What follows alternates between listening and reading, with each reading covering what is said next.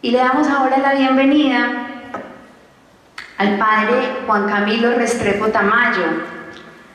Juan Camilo es doctor en filosofía y es teólogo de la Universidad Pontificia Bolivariana y actualmente es en nuestra arquidiócesis el delegado para la cultura. Juan Camilo nos va a ayudar a ubicar un poco el contexto en el que se desarrolló la conferencia. Fundamentalmente que podamos entender cuál es el espíritu de Medellín en ese contexto histórico concreto en el que se desarrolló. Juan Camilo.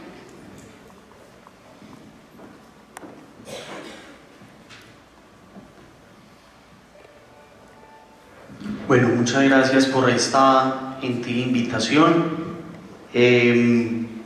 Como lo ha acabado de decir la madre Liliana, el propósito es que una vez habiendo hecho esta introducción al documento de Medellín, veamos también el espíritu de Medellín, es decir, todo ese movimiento que brotó desde adentro y que luego se expresó en unas líneas de acción, de trabajo, con una visión profética que quedaron plasmadas en este texto, que más que la letra es el deseo de mantener ese espíritu vivo.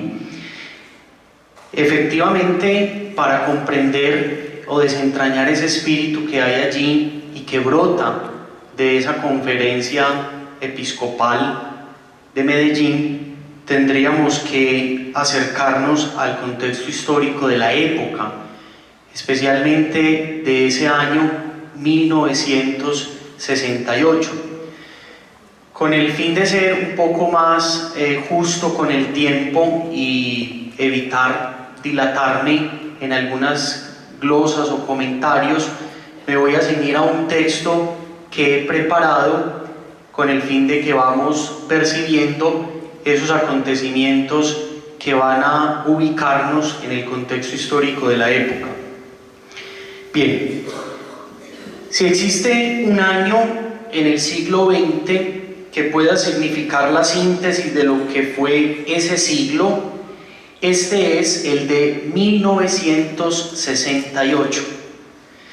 ¿Por qué? Porque una serie de eventos que acontecen en ese año resultan de gran importancia. Unos aparecen como resultado de cierta acumulación histórica, otros más muestran ser expresión y a la vez síntoma de las hondas contradicciones que atravesaron todo el siglo XX. Varias de las claves del siglo aparecen concentradas en la coyuntura que representa 1968.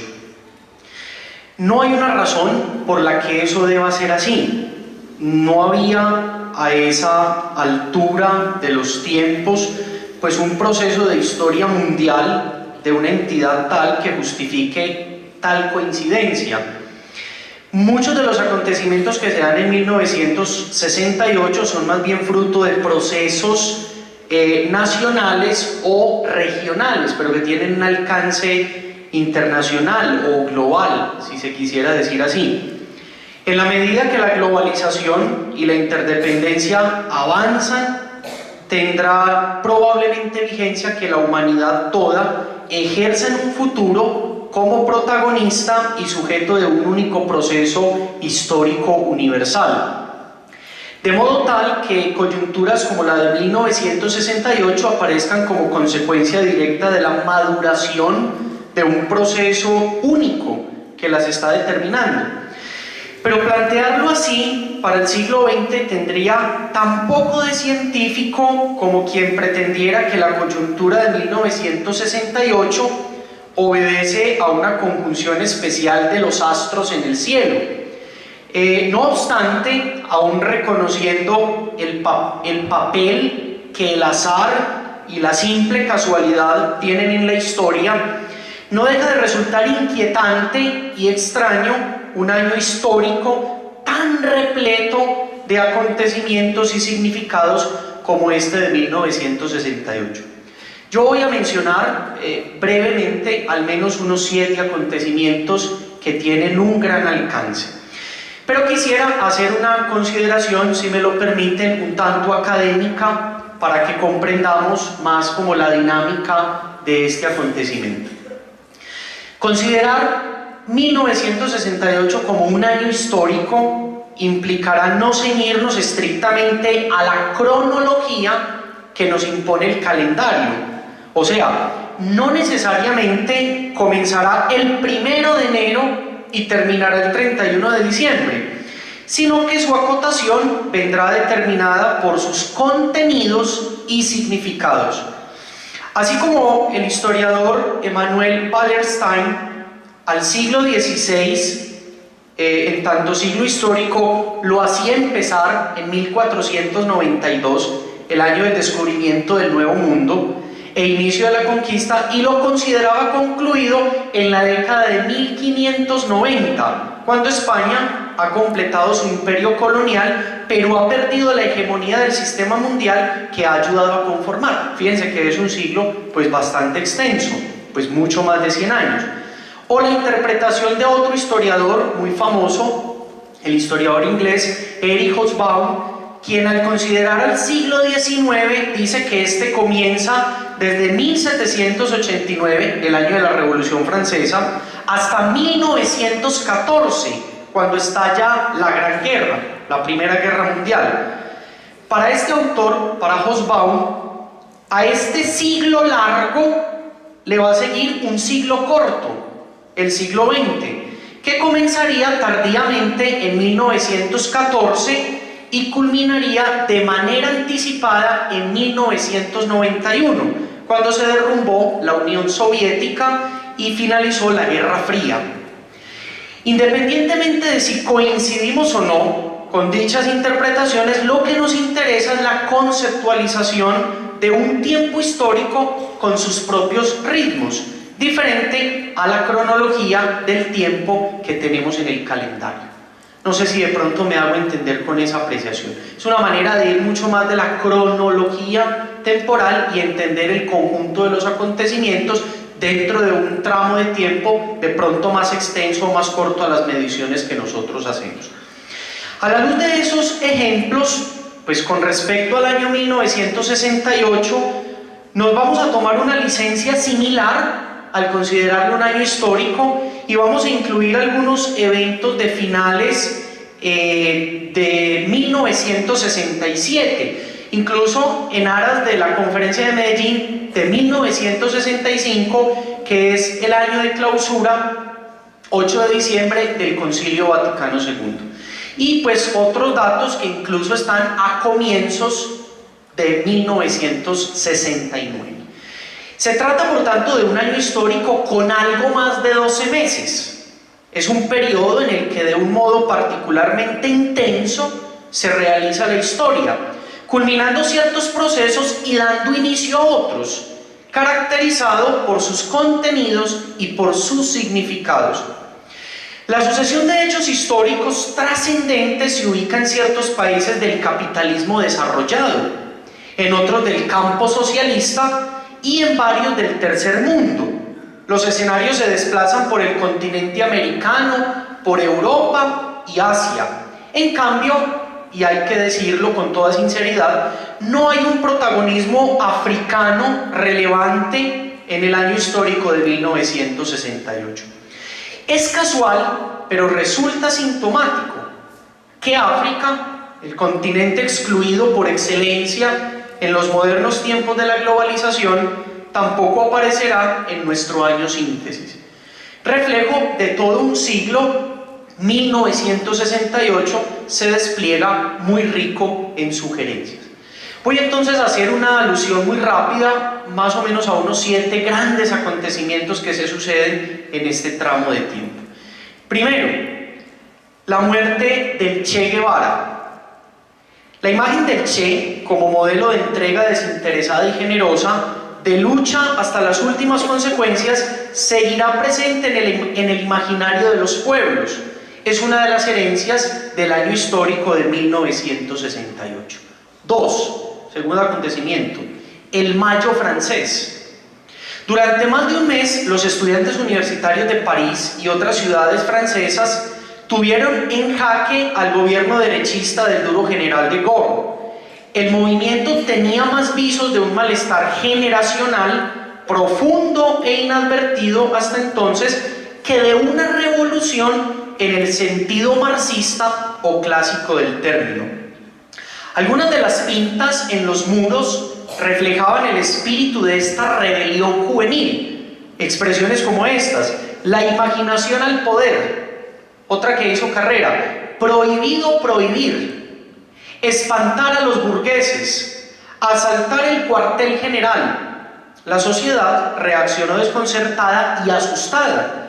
La brecha entre las generaciones, el desconocimiento del sentir y pensar de los jóvenes, aparecía de repente como un abismo que dividía en dos la nación. Tercer acontecimiento: la primavera de Praga y su aplastamiento. Paralelamente a los acontecimientos del Mayo francés, que galvanizó el descontento de los estratos juveniles en la Europa occidental, al otro lado de la cortina de hierro, según la expresión de Churchill, en los países de Europa del Este, las expectativas se levantaban en torno al experimento de la reforma del socialismo que habían emprendido las autoridades checoslovacas. La renovación intelectual precedió y de alguna manera preparó las condiciones sociales para que en Checoslovaquia apareciera y floreciera la gran esperanza que representó lo que llamaban la primavera de Praga, o que llamaban también como una especie de socialismo con rostro humano. Cuarto acontecimiento: el auge y el fracaso de la revolución cultural china. 1968 será un año decisivo para el futuro de China. Por un lado, Lin Piao podrá declarar a inicios del año siguiente que la revolución cultural ha triunfado, mientras por el otro, su derrota viene señalada por el exterminio o la absorción en el ejército de la mayoría de los guardias rojos, que fueron su motor y brazo ejecutor. Quinto acontecimiento: la ofensiva del Tet en Vietnam. 1968 significó un punto de inflexión en la guerra de Vietnam, señalando un antes y un después. ¿Por qué? La presencia militar norteamericana estaba en esa fecha en su punto más alto: 536.000 soldados. Sin embargo, la ofensiva guerrillera del mes de enero, coincidiendo con las festividades del Tet, que marcan el inicio de la época lluviosa en el trópico vietnamita, cambió la tendencia a la escalada militar, y a partir de ese momento, pues Estados Unidos buscará la forma de retirarse, y el fracaso del intervencionismo imperial norteamericano se ha hecho patente e insostenible. Sexto acontecimiento: las protestas por Vietnam, el movimiento hippie y el festival de Woodstock. La derrota de Estados Unidos fue obra del pueblo vietnamita, que pagó un precio muy elevado, cerca de 1 millón de muertos. Pero sin duda resultó determinante también el vuelco de la opinión pública norteamericana contra la continuación de esa guerra. Se cobró 58.000 vidas de jóvenes estadounidenses y destrozó el futuro de unos 300.000 que fueron heridos y mutilados. A la altura de 1968, tras 8 años de intervención, los Estados Unidos habían perdido su imagen de ser una potencia anticolonialista y pacifista, y más bien aparecían a los ojos del mundo y de buena parte de su propia población como una potencia imperialista y agresiva. Su política exterior había entrado en una crisis de legitimidad, y ese era uno de los efectos del síndrome de Vietnam. Pero no es de extrañar, por tanto, pues que creciera la influencia de corrientes contraculturales y pacifistas ante esta situación. La más importante en la época era sin duda el movimiento hippie, nacido a inicios de la década, inspirado por aventureros nómadas como Jack Kerouac y por las influencias de filosofías orientales. Era un movimiento juvenil que vivía en comunas al margen de la sociedad consumista de la época. ¿Cuál era su lema? Amor y paz. Y cobraría sentido concreto ante la evolución de la guerra de Vietnam y se transformaría en el conocido eslogan contestatario: haz el amor y no la guerra. Aunque los hippies auténticos eran una pequeña minoría, no dejaban de ser admirados e imitados por una generación entera de jóvenes que con efervescencia celebraban y seguían las prácticas hippies. Era una revolución en los valores: amor libre, espontaneidad, rechazo a las normas sociales, pacifismo, respeto a la naturaleza, drogas y creación artística.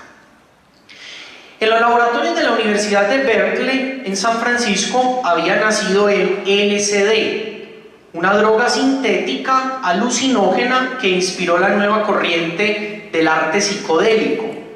La marihuana y otras drogas relativamente suaves se pusieron de moda entre la juventud y su uso era considerado en la época como un signo de rebeldía.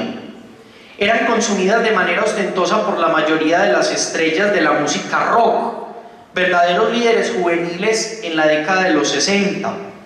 Y todo ello formaba parte de la contracultura que contradecía los valores y la hipocresía imperantes en la sociedad de la época.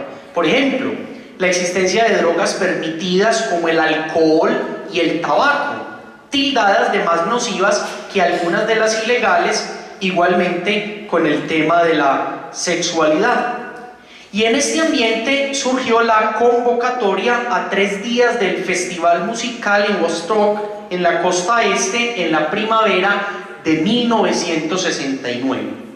La concurrencia masiva pues sorprendió a los organizadores y desbordó la infraestructura prevista.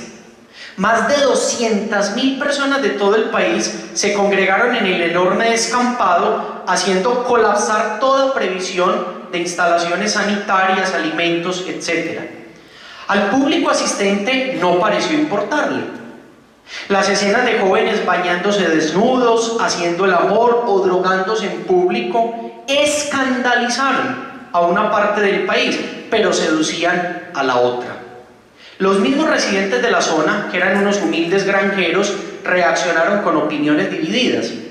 Para unos los jóvenes eran un escándalo y una molestia intolerables. Para otros era una expresión de la libertad y del amor a la vida, además de una fuente de ingresos inesperados. Séptimo acontecimiento: las redes de computadores y la conquista de la Luna. Los historiadores han señalado que 1968 ha sido el año en que empezó a operar la interconexión de ordenadores puestos en red. Inicialmente se trató de un proyecto secreto del Pentágono: conectar las computadoras de las distintas unidades militares en el territorio de Estados Unidos iba a permitir la comunicación más segura y prácticamente instantánea entre ellas. Lo decisivo para los intereses militares, no obstante, estaba en el concepto mismo de una red. Esta carece de un centro definido y la comunicación puede establecerse sin él. En el ambiente de la Guerra Fría, esta característica era esencial.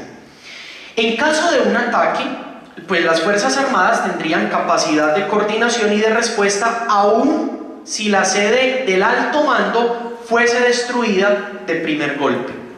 Como ha pasado en otros momentos de la historia moderna de la ciencia y de la técnica, era la investigación con objetivos militares la que conseguía avances que serían después de gran importancia para el uso de la población civil. Los altos presupuestos para investigación y experimentación de que disponen los ministerios de defensa pues hacen a menudo la diferencia. Lo mismo dígase, por ejemplo, de los sistemas de posicionamiento global o los GPS, que fueron prácticamente inaugurados en la Guerra del Golfo en 1990-91 y que luego se usaron masivamente a partir de 1996. Un tiempo después, el Pentágono pues accedió a transferir a un grupo de universidades esta tecnología. lo que permitió la interconexión de las bibliotecas universitarias, así como el desarrollo en red de algunos proyectos de investigación académica. Era solo cuestión de tiempo el diseño del lenguaje HTML y el surgimiento de la red mundial o redes www, más conocida como la Internet. Pronto habría millones de computadoras en el mundo conectadas entre sí, intercambiando todo tipo de información. Significaría una revolución mundial no solo por la comunicación entre personas particulares, sino sobre todo por las posibilidades que se abrían para las empresas. Se estaba verificando lo que un japonés bautizó en los años 60 como la sociedad de la información. Las grandes empresas van a usar la revolución informática para fragmentar su producción en distintos países, coordinando el conjunto de operaciones desde un centro virtual, el cual puede estar en cualquier punto del mundo. Las transferencias electrónicas van a permitir una movilidad instantánea de capitales para inversión o para especulación, lo cual es una de las bases del proceso actual de la globalización capitalista. El arranque de esta intensificación de la mundialización de la economía, llamada hoy globalización, es lo que ha cambiado la vida en el mundo, y hay que situarlo en estas primeras experiencias de redes entre computadoras. Lo mismo dígase de la tecnología de Internet, que está muy ligada a otro avance tecnológico, el de los satélites de comunicación.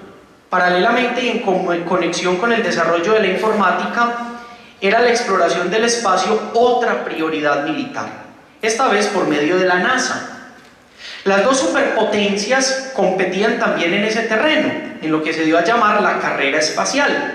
Los soviéticos llevaban ventaja, pues habían sido los primeros en poner un satélite en órbita terrestre, el Sputnik, también en enviar a un ser vivo al espacio y hacerlo regresar, la famosa perrita Laika, así como el primer ser humano de ida y regreso, el astronauta Gagarin.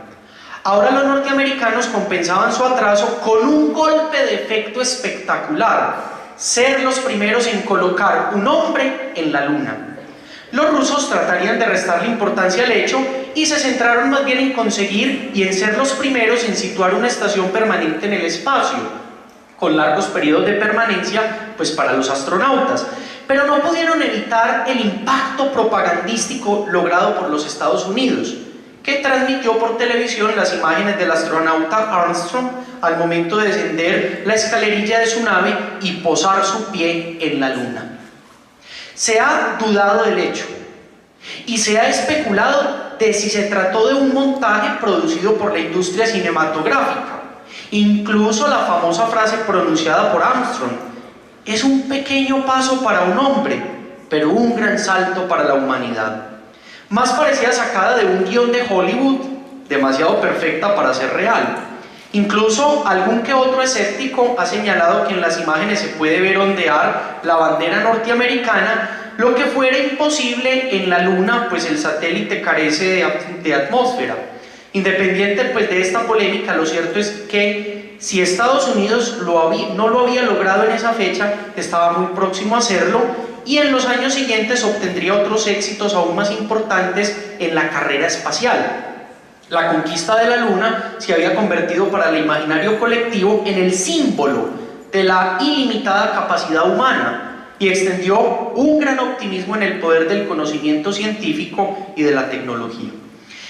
En las décadas siguientes, la superpotencia estadounidense superaría claramente a su rival soviético en la carrera espacial, no tanto en cuanto a exploración del espacio, como en capacidad de desarrollar nuevos sistemas de armas ofensivas y defensivas a modo de un escudo protector.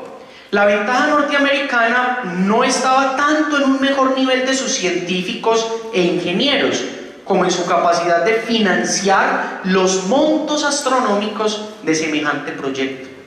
La Unión Soviética se arruinó en su empeño de seguir los pasos de su rival en esta doble carrera, la armamentista y la espacial. La conquista de la Luna por Estados Unidos era un pequeño paso, pero en realidad, en comparación con el gran salto que significaría el proyecto del escudo antimisiles o Star Wars que lanzó la administración Reagan y que precipitó la ruina soviética. Los primeros pasos, los de 1968, para constituir a Estados Unidos en la única e indiscutida hiperpotencia militar del planeta, tal como lo ha llegado a ser hoy en día. Y en este contexto aterrizamos en la Conferencia de Medellín. El Concilio Vaticano II se desarrolló, como bien lo sabemos, entre 1962, octubre del 62 y diciembre del 65. Como bien lo hemos escuchado, lo impulsó San Juan XXIII y lo llevó a su culminación su inmediato sucesor, el Beato Pablo VI. Marcó una importante renovación de la Iglesia Católica en dirección a salir al encuentro de los cambios propios del mundo moderno, que como vimos solamente algunos, no mencionamos sino los de mayor relevancia, y de acercamiento al sentir y al sufrir de los fieles. Y señaló como prioridad el concilio la evangelización, porque valga decirlo que el Concilio Vaticano I no concluyó. Declaró la famosa y discutida infalibilidad papal, pero no se concluyó. Los estados pontificios fueron invadidos y el concilio se tuvo que suspender imprevistamente. Juan XXIII anuncia la convocatoria del concilio en enero del 59, diciendo que es un concilio pastoral. Su intención no es cerrar el Vaticano I, concluirlo, sino un nuevo concilio con un nuevo espíritu, una nueva intencionalidad en una nueva época. Entonces, más que la iglesia institución, es pensar en la iglesia misión. La misión es anunciar la buena noticia y es denunciar el pecado en el mundo, ayudar al advenimiento y construcción del reino de Dios entre los hombres. No simplemente ponernos a esperar el día del juicio final, sin hacer nada que contribuya a su realización histórica. Más bien, se desprende de ahí que las bases de la Iglesia Universal serán las comunidades de base. La Iglesia Católica pues analiza su papel en el mundo y para el mundo. La palabra iglesia significa pueblo que camina, es decir, grupo de hombres y mujeres que para ser iglesia no se salen de la historia. Insertarse en la historia y en la sociedad con sus problemas y contradicciones es una tarea prioritaria, pues el pecado es ante todo la injusticia que hay. El Vaticano II más o menos dijo, en lugar de ponernos a pelear con el mundo, que es lo que hemos venido haciendo durante el último siglo, escuchemos al mundo, dialoguemos con el mundo. Es que este es el mundo en el que Dios nos ha puesto y este es el mundo al que hay que proponerle un camino de salvación, que es el Evangelio. La paz debe basarse en la justicia y por eso surge del concilio una nueva sensibilidad social y un renovado compromiso hacia los pobres y los oprimidos. Se retorna al espíritu de los primeros siglos del cristianismo, el de la vivencia comunitaria y el de la persecución. El Vaticano II fue un concilio que quiso pensar la iglesia en dos sentidos: la iglesia hacia adentro, cómo es la iglesia ella misma, y la iglesia hacia afuera. De ahí surgieron dos constituciones, dos documentos muy importantes. El que piensa la iglesia hacia adentro, luz de las gentes, luz de los pueblos, Lumen Gentium. Y el que piensa la iglesia en el diálogo con el mundo, que va a ser la constitución que efectivamente va a tener el mayor impacto en el documento de Medellín: gozo y esperanza, Gaudium et Spes. El mensaje del Vaticano II fue reiterado y puntualizado en la encíclica papal Populorum Progressio de 1967. En agosto de ese mismo año se realizó el encuentro de obispos del Tercer Mundo, que lanzó un pronunciamiento en el que se reflejaba la nueva conciencia eclesial. Si la iglesia se volcaba hacia el mundo, su postura se radicalizaba ahí donde el mundo era pobre y oprimido. No podía ser de otra forma. En enero de 1968, uno de los obispos brasileños, Monseñor Fragoso, decía: el Evangelio es la buena nueva de la liberación de todos los hombres en Cristo. Cristo no vino solo a liberar al hombre de sus pecados, vino a liberarlo de las consecuencias de su pecado. Y no tengamos miedo de ser llamados subversivos, si nuestra conciencia nos dice que estamos tratando de subvertir un orden moral decadente que está ahí. Entre agosto y septiembre de 1968 se celebró la segunda conferencia del Episcopado Latinoamericano en Medellín, Colombia. La primera se había realizado en Río en 1959 Y esa conferencia había marcado el comienzo de todas las conferencias episcopales latinoamericanas, todavía en el pontificado del Papa Pío XII. Precisamente en 1968, Medellín, como iglesia particular, cumplía 100 años, el primer centenario de su creación. Los obispos pues allí reunidos constataban que el continente latinoamericano vive un momento decisivo de su proceso histórico, comillas. Había que estar atento a los signos de los tiempos, expresión fundamental. No se podía permanecer indiferentes o quedarse al margen, no. Cuando lo que estaba en juego era la emancipación de América Latina, la liberación de sus pueblos, la miseria, concluían en el documento, es una injusticia que clama al cielo. Pablo VI, en el discurso de saludo y apertura, sostenía, efectivamente fue el primer pontífice que visitó Colombia en 1968 y decía, comillas, nuestra fuerza está en el amor. El Papa puntualizaba que la transformación profunda y previsora de la cual en muchas situaciones actuales tiene necesidad la sociedad, la promoveremos amando más intensamente y enseñando a amar. Pero a este propósito el Papa se preocupó de ser muy específico y dijo, ni el odio ni la violencia son la fuerza de nuestra caridad. Entre los diversos caminos hacia una justa regeneración social, nosotros no podemos escoger ni el del marxismo ateo, ni el de la rebelión sistemática, ni tanto menos el del esparcimiento de la sangre y de la anarquía, decía el Papa. En su mensaje a los pueblos de América Latina, la Conferencia de Medellín hacía un llamado a los hombres de buena voluntad a colaborar en la verdad, la justicia, el amor y la libertad. De manera más concreta, se definía la misión pastoral en contribuir a la promoción integral del hombre y de las comunidades del continente. Decía, estamos en una nueva era histórica. Ella exige claridad para ver, lucidez para diagnosticar y solidaridad para actuar. Pero esa visión, diagnóstico y acción requerían de datos y de análisis que solamente las ciencias sociales podían proporcionar. Había que recurrir a la economía, la sociología, la antropología y la ciencia política. Bueno, como ya el tiempo se me acabó hace rato, y yo lo sé, pero no quisiera dejar así cortado y yo les pido que me dispensen, voy a hacer una conclusión, pero voy a omitir un comentario que sé que ya seguramente saldrá en otra de las presentaciones. Yo quisiera señalar al menos 4 aspectos o aportes del espíritu de Medellín. Lo primero, una actitud de apertura. Uno entiende eso cuando mira hacia atrás y ve que hay un cierto hermetismo. Aquí hay un abrir las ventanas en la metáfora que utilizó bellamente Juan 23 cuando convocó el concilio. Digo, hay que abrir las ventanas de la iglesia para que entre aire fresco y aire puro. Nos estamos asfixiando. Hay que abrir las ventanas. Apertura. Lo mismo, un estilo dialogante. Lo que les decía ahora, en lugar de ponernos a pelear, porque estamos peleando dos mudos que no se escuchan naturalmente, hablémonos y escuchémonos. Escuchemos al mundo, el clamor del mundo, y permitamos que el mundo también escuche la mejor propuesta que tenemos para hacerle, que es Jesucristo, el tesoro de la iglesia. Y un método, el método ver, juzgar, actuar.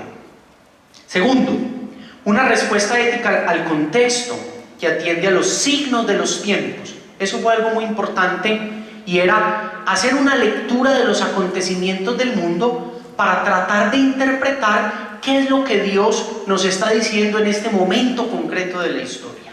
Porque Dios habla en la historia es un lugar teológico, es decir, un lugar donde nosotros descubrimos a Dios actuando y haciendo presencia. Tercero, una catolicidad diversa, reconocimiento de las diferencias, una catolicidad colegiada, teológicamente situada y comunitaria. Y concretamente del documento de Medellín señalo La opción por los pobres, que no es una opción nueva ni mucho menos en la Iglesia, pero que sí tiene un énfasis único y singular en el documento de Medellín. La teología de la liberación, con sus variantes, con sus atractivos y sus deficiencias, y las comunidades eclesiales de base. Bueno, vuelvo a Hobsbawm, Eric Hobsbawm, el historiador con el que comencé para terminar.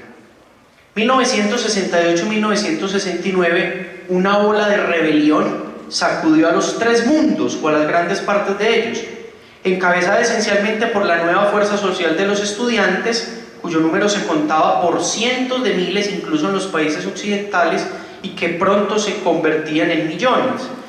Hobsbawm utiliza conscientemente la palabra rebelión. Considera que ya no estaba en el orden de la revolución mundial como lo había entendido la generación de 1917 en la Primera Guerra, la de la Revolución Rusa. Nadie esperaba ya una revolución social en el mundo occidental, y dice: el futuro de la revolución estaba en las zonas campesinas del tercer mundo. Pero incluso donde la revolución era una realidad o una posibilidad, seguía siendo universal. De tal modo, pues, el historiador británico tiende a considerar 1968 más como una página que se cierra que como una que se abre. La revuelta estudiantil de fines de los 60 fue el último estertor de la revolución en el viejo mundo.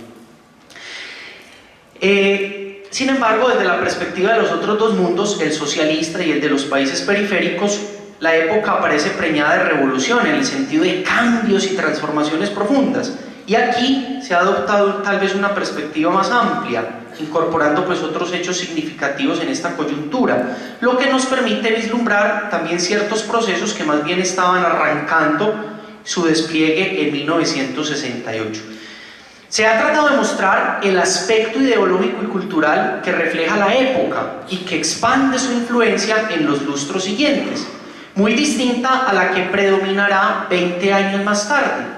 Era aquella generación que pintaba en los muros "Yankees, go home", muy diferente a la que a mediados de los 80 añadirá muy sarcástica "y llévenos con ustedes". Una época cargada tal vez de mucha utopía y también, sin duda, de mucha poesía. La que inspiraba, por ejemplo, a los jóvenes de los 60, como el que escribió en una pared del barrio latino de París: bajo los adoquines está la playa. En nuestra época, la de Otro mundo es posible, hay seguramente necesidad de conocer y apreciar esos tiempos pasados cuando se pensó con ilusión, pero ilusoriamente, que todo iba a ser posible. Años en que pareció factible el asalto del cielo, que se podría traer el cielo a la tierra y así hacerla habitable. La realidad ha mostrado con terquedad dónde queda el horizonte de lo posible, hoy por hoy, pero también muestra día a día que tenemos los pies sobre el terreno de lo insostenible y que habrá que saltar a lo imposible. Algo del espíritu del 68 está haciendo falta para superar esa contradicción. Muchas gracias.